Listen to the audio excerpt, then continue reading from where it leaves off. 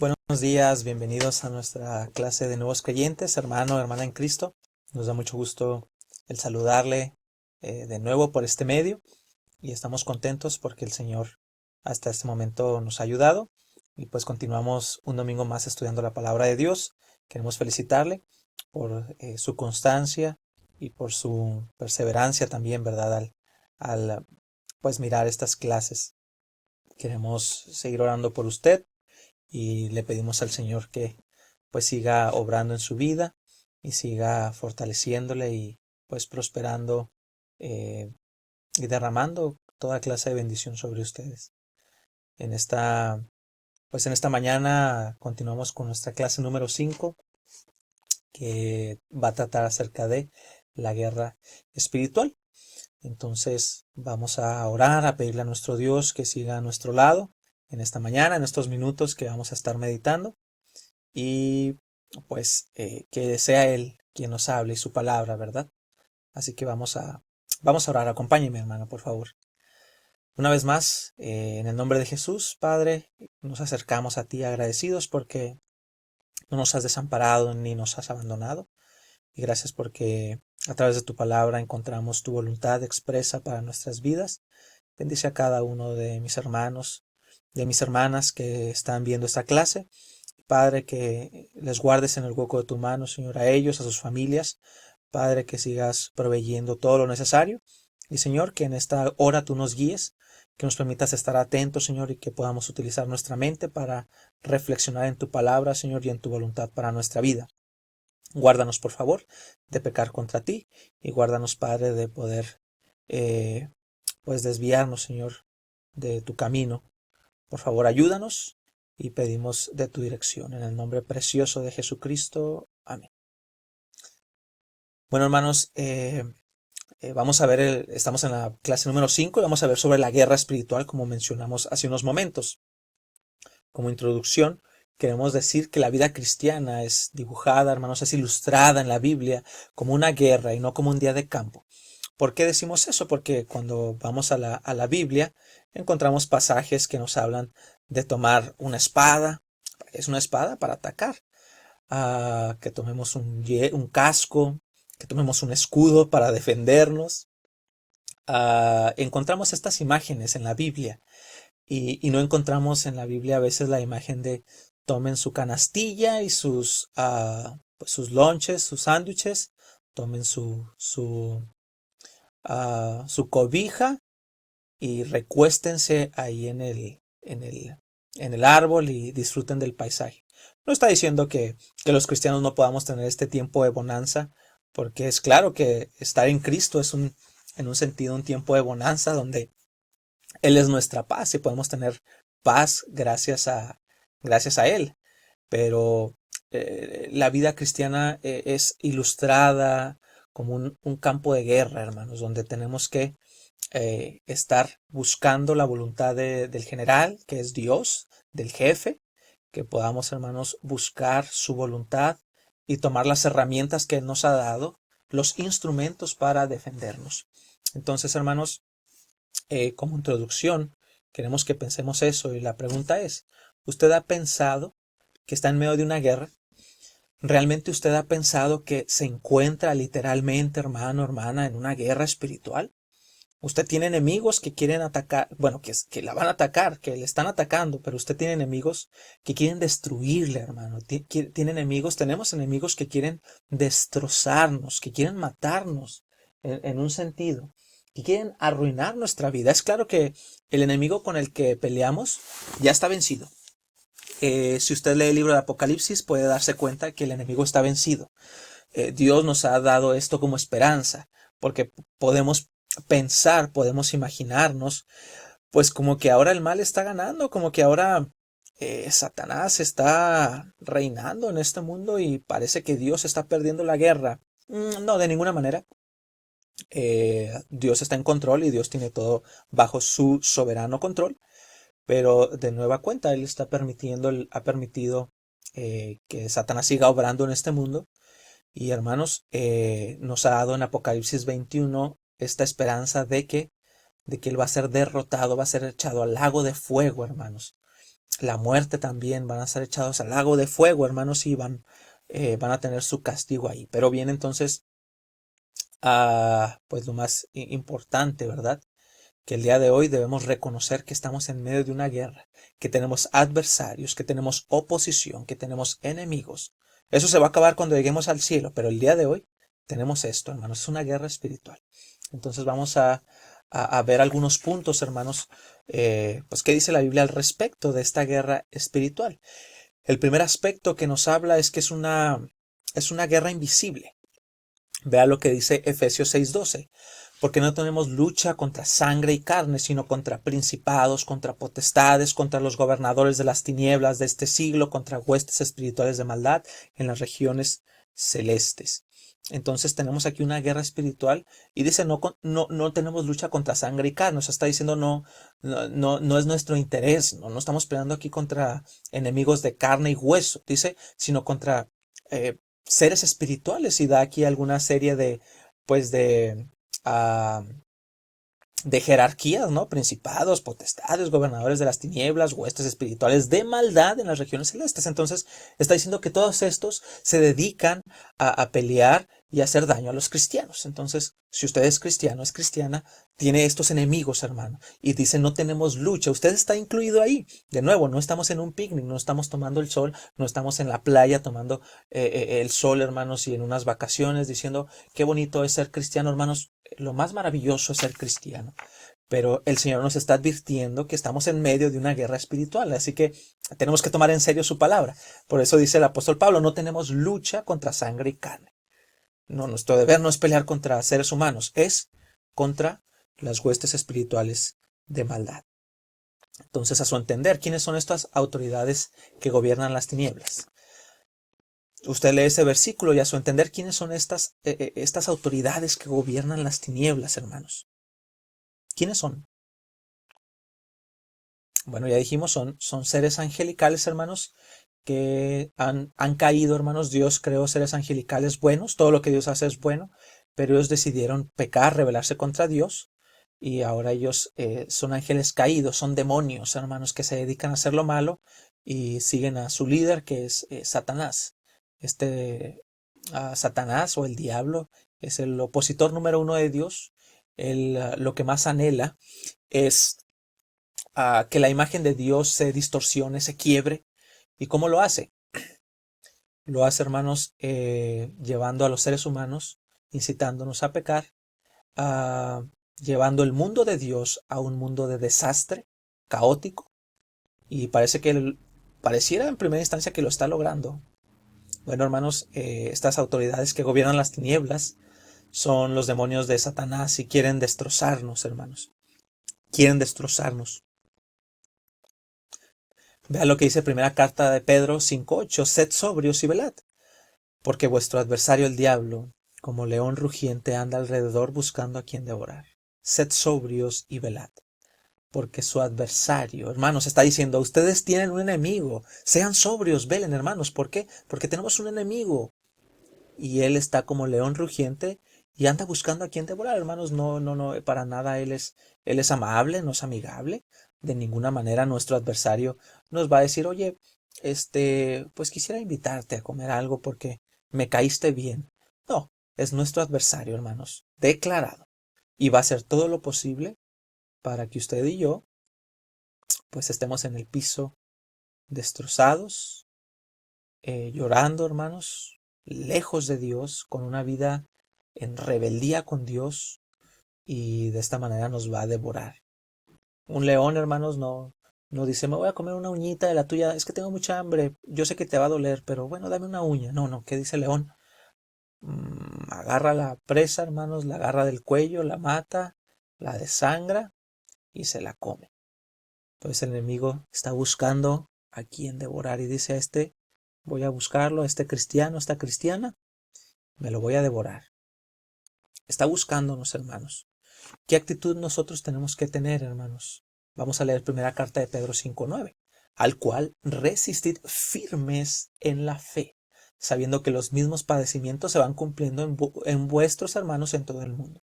¿Cuál es nuestra actitud? Resistir, hermanos. Estamos en una guerra.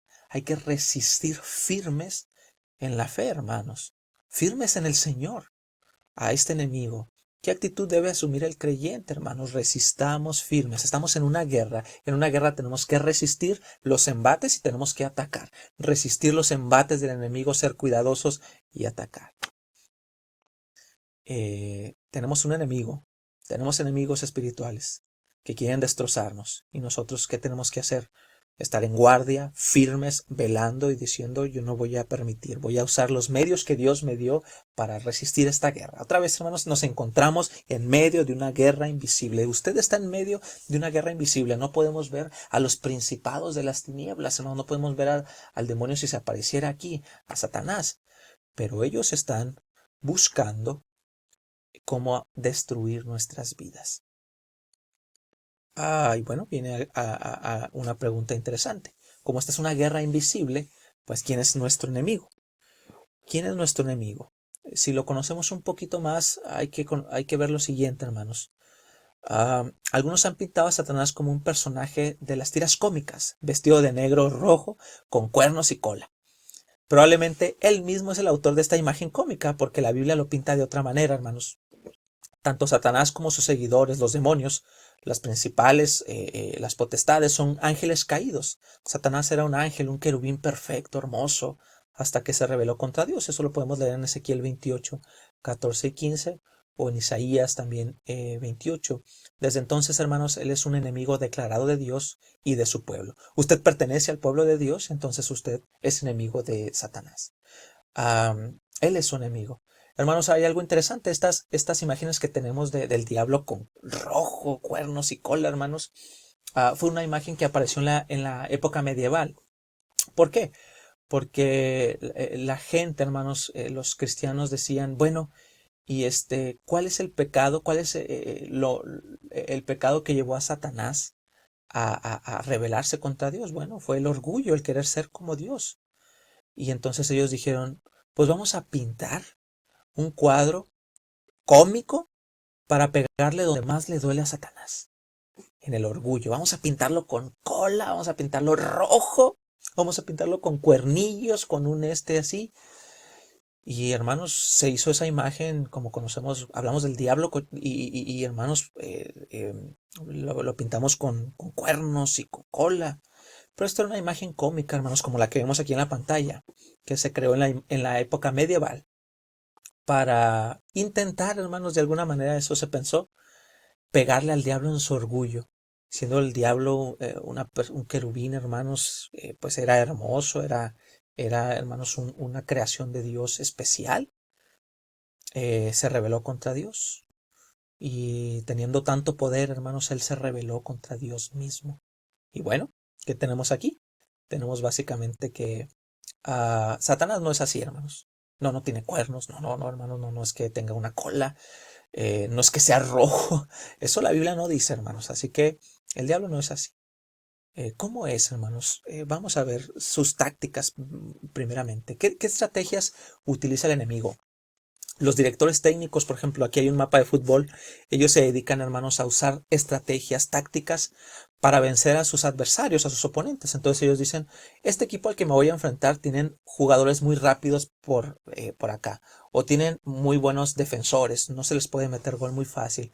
Entonces lo que ellos empiezan a hacer es programar las estrategias para vencer al equipo rival. A ver, tú que eres rápido, tú te vas a ir por este lado. Tú vas a cubrir a tú vas a hacer lo otro. Entonces son estrategias, son tácticas, hermanos, para vencer al enemigo. Y quiero que sepamos, hermanos, que nuestro enemigo, el diablo, usa tácticas, hermanos, para hacernos caer. Satanás utiliza diferentes tácticas según la persona o la situación. En algunos casos trabaja en forma abierta a través de las prácticas ocultas como la brujería, la magia. En otros casos usa tácticas un poco más disimuladas. Mientras más conozcamos de sus tácticas, mejor será nuestra resistencia hacia él. Vamos a leer Deuteronomio 18, 10 al 12. Dice así: no sea hallado en ti quien haga pasar a su hijo o a su hija por el fuego, ni quien practique adivinación, ni agorero, ni sortílego, ni hechicero, ni encantador, ni adivino, ni mago, ni quien consulte a los muertos, porque es abominación para con Jehová. cualquiera que hace estas cosas. Y por estas abominaciones Jehová tu Dios echa estas naciones de delante de ti. Entonces, ¿qué dice este versículo, hermanos? En cuanto a las prácticas ocultas como la adivinación, la hechicería, magia, consultar muertos o espíritus. Dice que ninguno debe ser hallado haciendo esto, ni sus hijos, porque esto es abominación para con Jehová, hermanos. Esto Dios lo detesta. Entonces, hermanos, es una manera en la que Satanás trabaja. La adivinación es predecir el futuro, descubrir las cosas ocultas por medio de agoreros. Los adivinos, a veces llamados psíquicos, usan pues prácticas como el horóscopo, cartas, a veces dicen poder leer la mente. Y pues el Señor no quiere que nosotros hagamos algo de esto. Vayamos al periódico a buscar el horóscopo, ¿verdad? A ver cómo nos va a ir en la vida. De ninguna manera, hermanos, nuestra vida no pertenece a ellos, pertenece a Dios. Y Él tiene en su plan el camino que ha trazado también para nosotros. No tenemos por qué consultar el horóscopo, más bien tenemos que arrodillarnos y decirle, Dios, ¿qué es lo que usted quiere para mi vida en esta ocasión, en este día, en este evento, en este año? Vamos a otro pasaje que es segunda carta de Tesalonicenses, capítulo 2, versículo 9. Dice así, que hay un inicuo cuyo advenimiento es por obra de Satanás, con gran poder y señales y prodigios mentirosos, y con todo engaño de iniquidad para los que se pierden, por cuanto no recibieron el amor de la verdad para ser salvos. Vea lo que hace Satanás, hermano, siempre engaña, pero tiene poder. Por eso dice que a este inicuo le va a dar poder, él va a hacer señales, va a hacer prodigios, mentiroso, siempre él es el padre de mentira, y con todo engaño e iniquidad para los que se pierden. Una táctica de Satanás es engañar, una táctica de Satanás es engañar, no va a pasar esto. Recuerda a Génesis 3, ahí con Adán y Eva, con que Dios os ha dicho que no coman de todo el árbol de aquí del huerto. A la mujer le dice, no, nos dice que no comamos del que está en medio, que ni siquiera lo toquemos, porque el día que comamos vamos a morir. Y dijo Satanás, qué mentira, no es cierto, no van a morir, sino que Dios sabe que cuando coman de ese árbol ustedes van a ser como él. La mentira.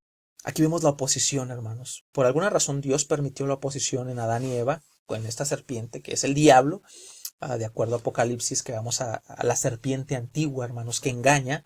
Satanás, hermanos, ahí en Génesis 3, es quien ha obrado y sigue obrando con este tipo de engaños, hermanos. Y nos engaña, y le engaña a usted con todo el tipo de engaño, hermanos. Es una de sus tácticas, engañar, no va a pasar nada. No va a ocurrir nada, nadie se va a dar cuenta. No va a pasar nada. Satanás usa poderes especiales. Puede usar para manipular personas, intimidarlas, engañarlas, haciéndoles creer que él es invencible o que les puede conceder algún favor. Hay muchas artimañas y esta es una de ellas. Vamos a leer Juan 8:44. Vea lo que dice aquí la palabra de Dios. Vosotros sois de vuestro padre el diablo, y los deseos de vuestro padre queréis hacer. Él ha sido homicida desde el principio y no ha permanecido en la verdad, porque no hay verdad en él. Cuando habla mentira, de suyo habla, porque es mentiroso y padre de mentira. El Señor Jesucristo le dice aquí a un grupo de judíos que ellos pues son igual que su papá el diablo, mentirosos y homicidas. Y dice, el diablo es mentiroso, esa es su estrategia, engañar, mentir. Él es el padre de las mentiras. Si usted ha conocido a alguien mentiroso, bueno, déjeme decirle que hay alguien más mentiroso que él, el diablo. El diablo es el padre de las mentiras. El diablo es quien ha enseñado a mentir. El diablo es quien se ha inventado las mejores mentiras que usted y yo podamos imaginar. Él es el padre de mentiras. Satanás usa la mentira para engañar, para intimidar a los hijos de Dios, a nosotros, hermanos. Nos intenta desviar del camino con mentiras. No va a pasar nada. No, si no ves el culto ahorita después de la clase no pasa nada. No. Si no lees tu Biblia no pasa nada. No pasa nada. Ya eres salvo. Hermanos, quiero que usted apunte ahorita ahí en un cuaderno. Haga una lista de algunas mentiras que el diablo ha tratado de usar en su vida para engañarle.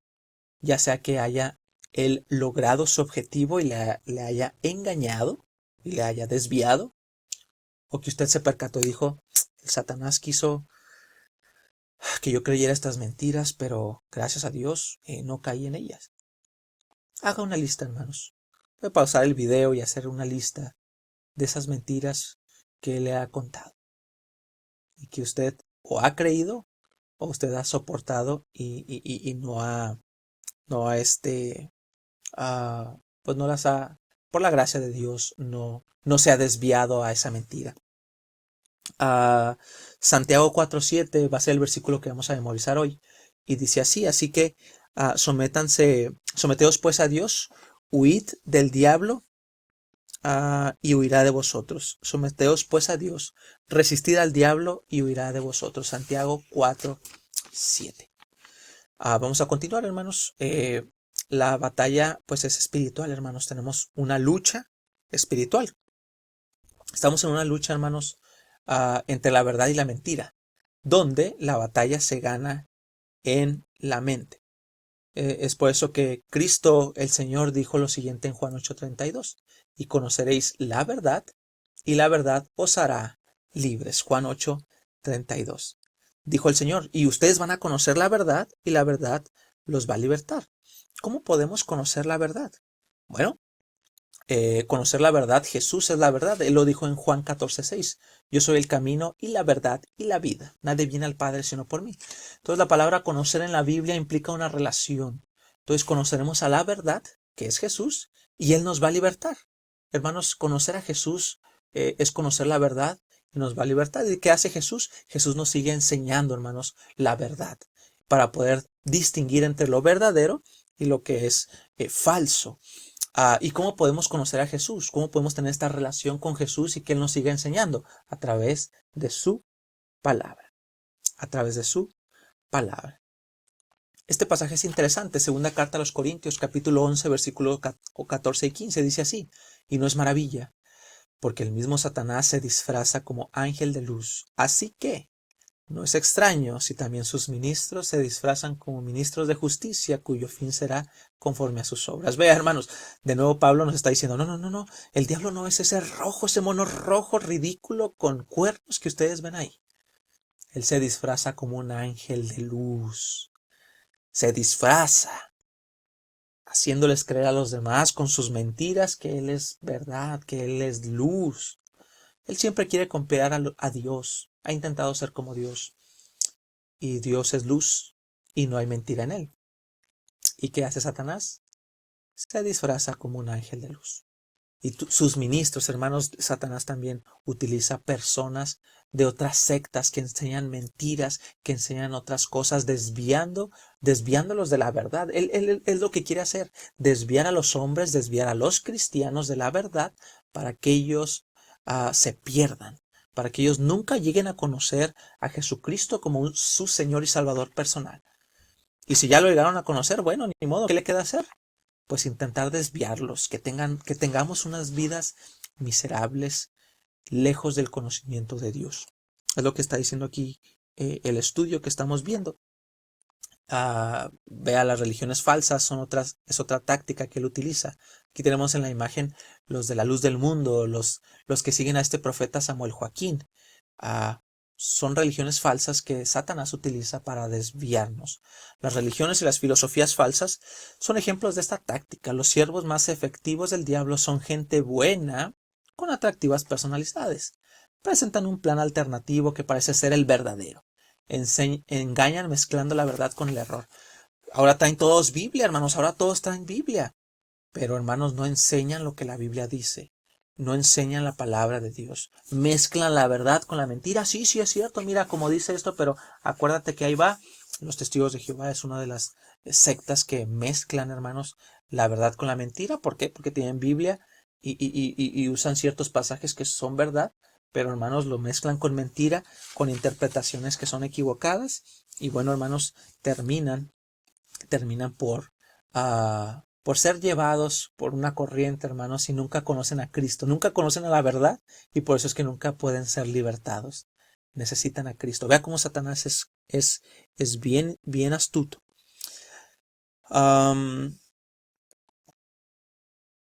Quisiera que retornáramos en lo siguiente. Muchas, ya sea por curiosidad, a veces por ignorancia, nos metemos en situaciones peligrosas. ¿Cómo así? Si usted en alguna ocasión ha consultado a algún brujo, algún curandero, hermano, ¿usted ha buscado algún contacto con los muertos antes de Cristo? ¿Usted ha consultado sus horóscopos? ¿Usted ha consultado a algún adivino, hermano? ¿Usted ha usado amuletos para tener pues alguna suerte o poder especial? Las películas de terror satánicas, hermanos. Practicar la magia blanca o negra. Consultar espíritus. Otras prácticas, hermanos. Necesitamos orar a Dios y pues renunciar a toda esta participación que hicimos antes de conocerlo como nuestro Señor y Salvador. Y bueno, seguimos con el siguiente pasaje que es Apocalipsis 12:10. Vea lo que dice Apocalipsis 12:10. Entonces oí una gran voz en el cielo que decía: ahora ha venido la salvación, el poder y el reino de nuestro Dios y la autoridad de su Cristo, porque ha sido lanzado fuera el acusador de nuestros hermanos, el que los acusaba delante de nuestro Dios día y noche. Aquí se menciona otra táctica de Satanás, hermanos. ¿Cuál es la táctica de Satanás en este pasaje? Ya lo vimos, ¿no? Acusar a los hermanos, acusarle a usted, acusarme a mí delante de Dios día y noche de lo mal que hemos hecho. ¿Por qué después de confesar sus pecados muchos creyentes siguen sintiéndose culpables? Porque ya los confesamos y nos sentimos culpables y sentimos que pues Dios sigue enojado con nosotros, que tenemos que hacer algo para contentarlo. ¿Se ha sentido así, hermano? Bueno, necesitamos repetirnos primera carta de Juan, capítulo 1, versículo 9. Si confesamos nuestros pecados, Él, Jesucristo, es fiel y justo para perdonar nuestros pecados y limpiarnos de toda maldad. Bueno, Dios, está hablando de Dios Padre. Si confesamos nuestros pecados a Dios, Él es fiel y Él es justo. ¿Para qué? Para perdonarnos. O sea que si le hemos confesado y nos hemos arrepentido, ¿qué hace Dios? Nos ha perdonado, nos ha limpiado de toda maldad. Si nosotros nos sentimos culpables, necesitamos recordar esto, que Dios nos ha limpiado y nos ha perdonado. ¿Cuál es la promesa, hermanos? Dice primera de Juan 1:9 que la pregunta es, dice primera de Juan 1:9 que hay pecados tan grandes que Dios no los va a perdonar. ¿Qué dice Juan 1:9? Primera de Juan 1:9, si confesamos nuestros pecados, Él es fiel y justo para perdonar nuestros pecados y limpiarnos de toda maldad. Entonces, no hay, hermanos, algún pecado tan grande que Dios no nos pueda perdonar.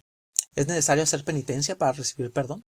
¿Es necesario que usted se levante a las 2 de la mañana a orar para que Dios le perdone?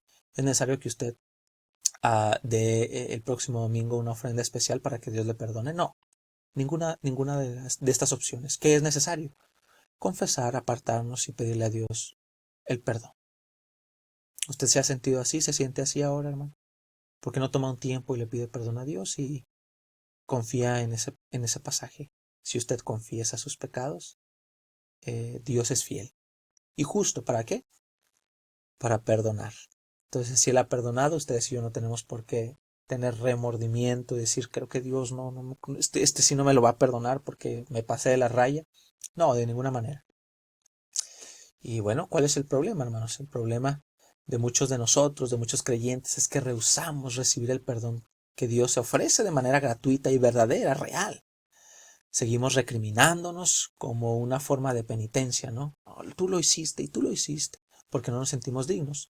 Olvidamos que el perdón de pecados es un regalo que no merecemos. Entonces, si Dios lo perdona, no es porque nosotros lo merecemos, sino es porque en Jesucristo ya ha perdonado todos nuestros pecados. Veamos el siguiente pasaje. Efesios capítulo 2, versículo 2.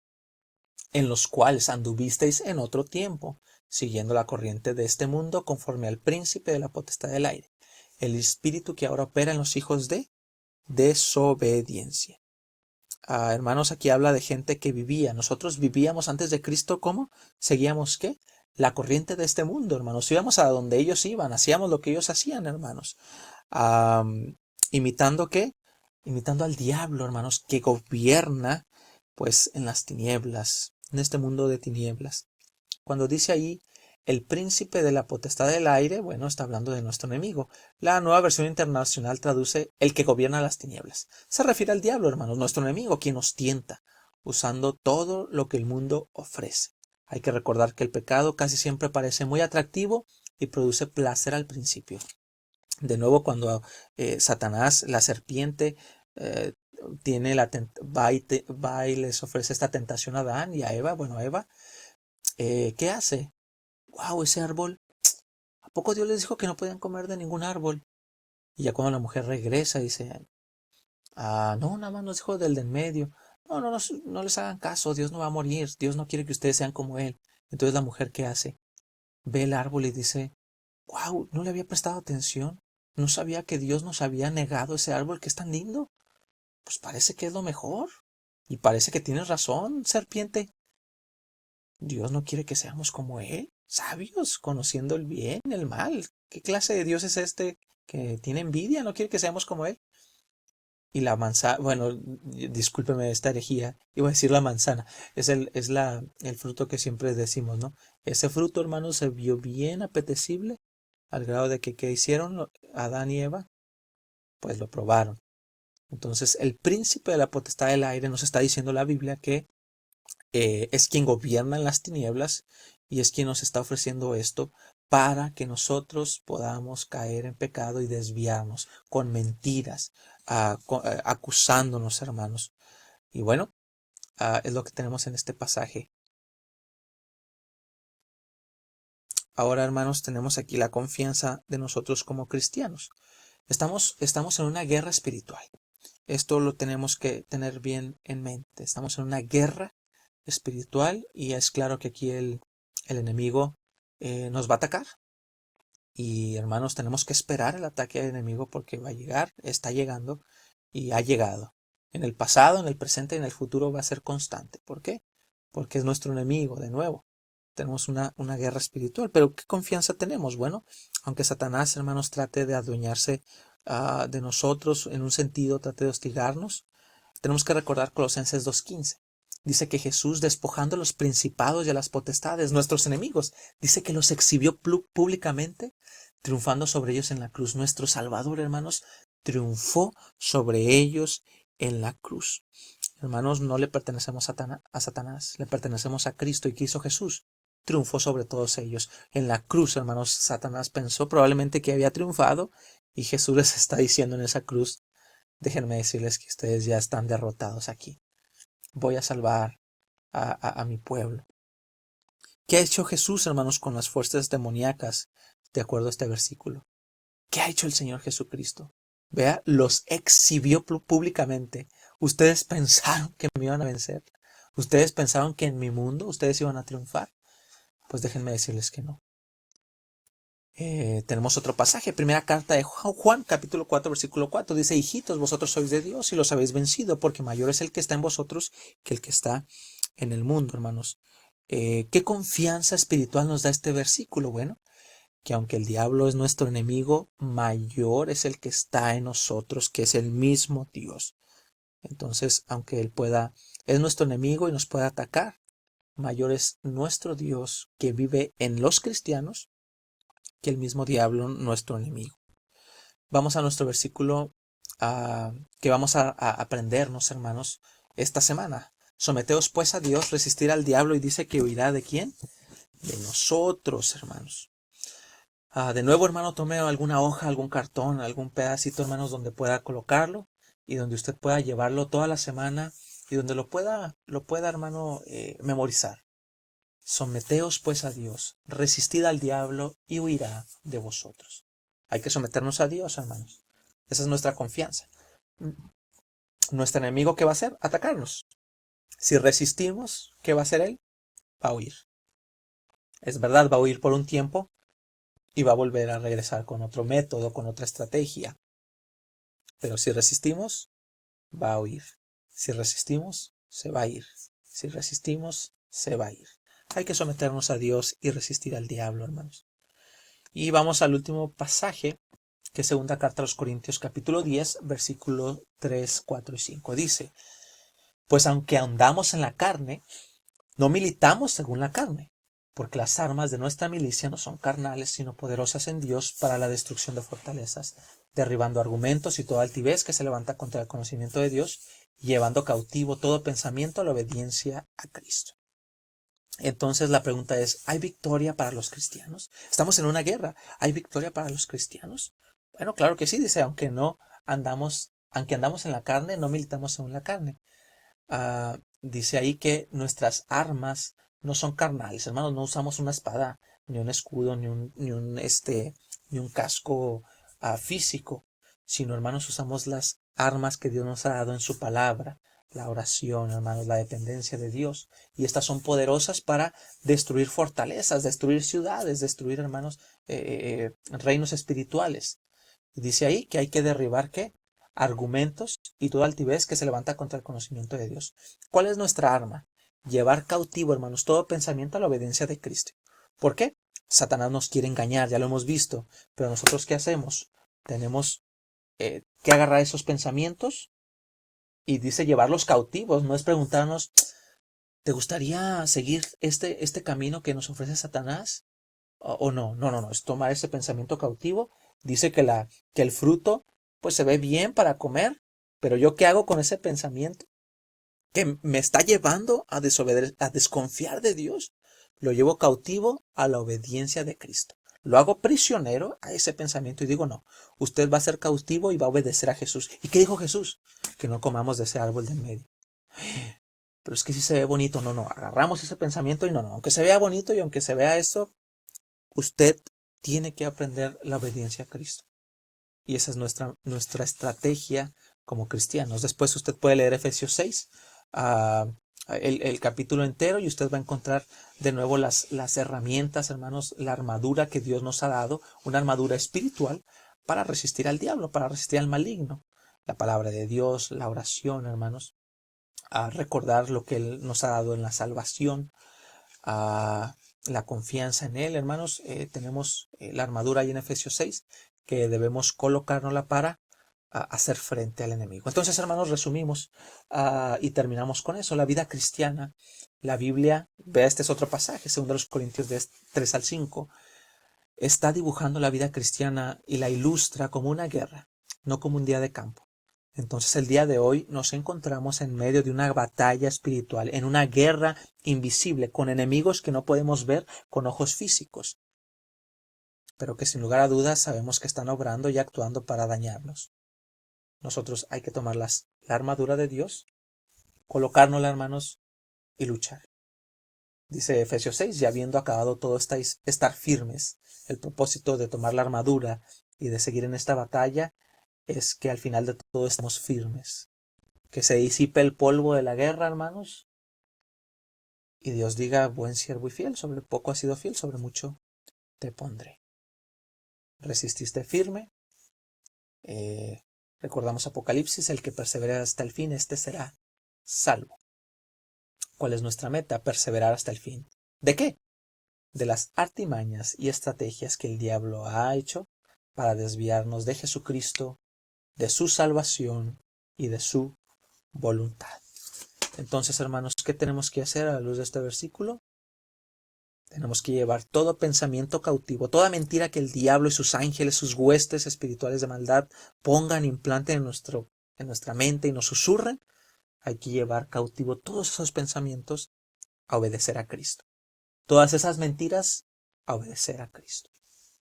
De nuevo, hermanos, estamos en una guerra espiritual. Dios nos ha provisto de todo lo necesario. Dios es Jesucristo, es nuestro Salvador y Él ha vencido a Satanás. Tenemos esta confianza. Pero también nosotros tenemos una responsabilidad de tomar la armadura que Dios ya nos ha provisto y luchar. ¿Estamos listos y preparados para luchar esta semana, hermanos? ¿Este mes? ¿Este año? ¿Esta vida? Hay que llevar cautivo, hermanos, todo pensamiento a la obediencia de Cristo. Entonces, hermanos, Santiago 4:7, vamos a memorizarlo. Someteos pues a Dios, resistid al diablo y huirá de vosotros. Vamos a aplicar eso a nuestra vida en esta ocasión. Y si ya lo ha estado haciendo, continúe, hermano, adelante. Vamos a orar. Padre, gracias te damos en esta ocasión, en esta mañana, porque tú nos has dado la bendición de conocer, pues que no nos encontramos en un día de campo, Señor, no nos encontramos en la playa de vacaciones, estamos en una guerra espiritual contra nuestro enemigo, el diablo, que usa muchas estrategias. La principal es la mentira, para, Señor, desviarnos de ti, desviarnos de tu voluntad, Señor, para hacernos caer. Ruego y suplico que nos ayudes, que nos bendigas, que estés con nosotros y que pues no nos abandones nunca, jamás, Padre, por favor. Quédate a nuestro lado, bendícenos, Padre, por favor, guárdanos, cuídanos Bendice a cada hermano y hermana de nuestra clase de nuevos creyentes y permítenos, Señor, luchar contra nuestros enemigos espirituales en esta semana. En el nombre precioso de Jesucristo, el Señor y Salvador. Amén. Como siempre, un gusto, hermanos, el poder saludarles y compartir y aprender juntos de la palabra de Dios, deseando y orando a nuestro Dios que les cuide, que les bendiga y que les proteja. El próximo domingo estaremos pendientes para nuestra lección número 6. Dios les bendiga, hermanos. Muchas gracias. Hasta luego.